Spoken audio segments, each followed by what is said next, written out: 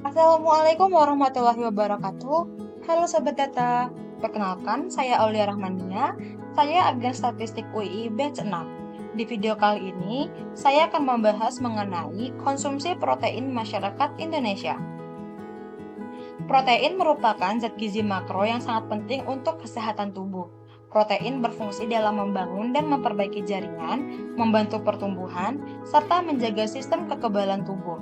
Namun meskipun penting, pola konsumsi protein di Indonesia ternyata berbeda-beda antar wilayah, tergantung pada kondisi sosial, ekonomi, dan budaya. Dengan menggunakan data dari Survei Sosial Ekonomi Nasional atau Susenas BPS edisi September 2024, kita akan melihat bagaimana sebenarnya pola konsumsi protein di masyarakat Indonesia, baik di perkotaan maupun di pedesaan. Dilihat dari data konsumsi total protein per kapita per hari, ternyata masyarakat perkotaan mengonsumsi sekitar 66,24 gram protein per harinya, sedangkan untuk pedesaan hanya sekitar 63,31 gram protein. Rata-rata nasionalnya berada di angka 65 gram per kapita per hari.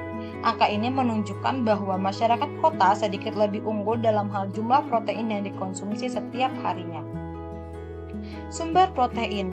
Dari mana saja masyarakat mendapatkan asupan protein mereka? Berdasarkan data, sumber protein tertinggi berasal dari padi-padian, makanan dan minuman jadi, ikan dan hasil laut lainnya. Sementara kontribusi dari sayur, buah, dan susu masih tergolong rendah.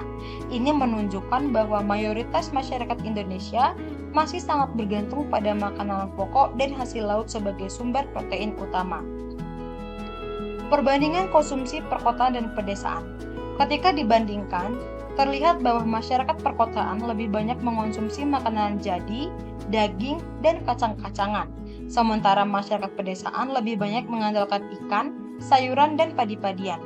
Ini menunjukkan bahwa lokasi tempat tinggal sangat mempengaruhi jenis makanan yang dikonsumsi, baik karena aksesibilitas, harga, maupun kebiasaan budaya.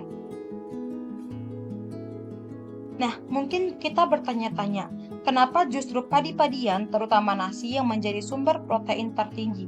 Padahal kandungan protein dalam nasi putih hanya sekitar 2-3 gram per 100 gram nasinya. Jawabannya terletak pada frekuensi konsumsi. Nasi merupakan makanan pokok yang dikonsumsi oleh hampir seluruh rumah tangga di Indonesia. Dan bukan hanya sekali, tapi bisa 3 kali sehari masyarakat Indonesia mengonsumsi nasi putih. Dan berdasarkan dari data Sosenas BPS tahun 2022, sebanyak 98,35% rumah tangga di Indonesia mengonsumsi nasi putih setiap harinya. Jadi meskipun kandungan proteinnya kecil karena dimakan terus-menerus dalam jumlah besar, kontribusi totalnya terhadap asupan protein nasional menjadi yang paling besar. Lantas bagaimana dengan protein hewani? Protein hewani bisa berasal dari daging merah, ayam, telur, hingga ikan dan makanan laut lainnya. Yang menarik, hasil laut seperti ikan, udang, cumi, dan kerang merupakan jenis protein hewani yang paling banyak dikonsumsi. Hal ini disebabkan oleh posisi geografis Indonesia sebagai negara kepulauan, di mana wilayah perairan sangat luas dan melimpah. Selain itu, harga makanan laut relatif lebih murah dan mudah diakses, terutama dibandingkan dengan daging merah. Karena itulah, makanan laut menjadi pilihan utama, terutama di wilayah pedesaan dan perairan. Ada beberapa faktor yang mempengaruhi konsumsi masyarakat, yaitu yang pertama, akses terhadap bahan pangan, kedua, pola konsumsi, budaya dan kebiasaan, ketiga, harga bahan makanan, yang keempat, tingkat pendapatan masyarakat, yang kelima, pengetahuan tentang gizi. Semua faktor ini saling berinteraksi dan menciptakan perbedaan konsumsi protein antar wilayah. Sebagai penutup, dapat disimpulkan bahwa konsumsi protein masyarakat Indonesia sangat dipengaruhi oleh wilayah tempat tinggal. Masyarakat perkotaan cenderung lebih tinggi dalam konsumsi total protein, terutama dari daging dan makanan jadi, sedangkan masyarakat pedesaan lebih banyak mengandalkan ikan, padi-padian, dan sayuran.